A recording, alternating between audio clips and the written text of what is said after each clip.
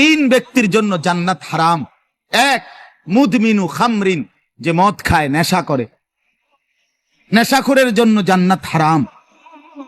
নেশাখোর, মদখোর, গাঞ্জাখোর, ফুট্টাখোর, বাবাখোর, ডাইলখোর,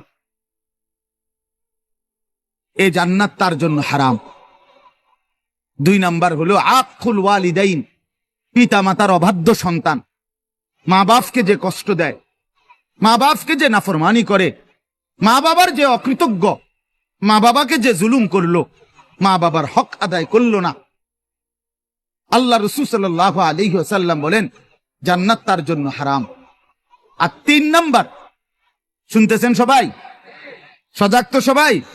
তিন নাম্বার ওয়াদাইয়ুস, রাসূলুল্লাহ বলেন দাইয়ুসের জন্য জান্নাত হারাম। এখন প্রশ্ন হলো দাইয়ুস কে? খোদার কসম বাপ, এটা আমারও বলা না, আপনার কোন আলেমের না, আল্লাহ রসুল বলে দিছে। দাইয়ুস কাকে বলে? রসুল বলছে ওয়াদাইয়ুস আল্লাযী ইউকিররু আহলাহু আল খুবুস।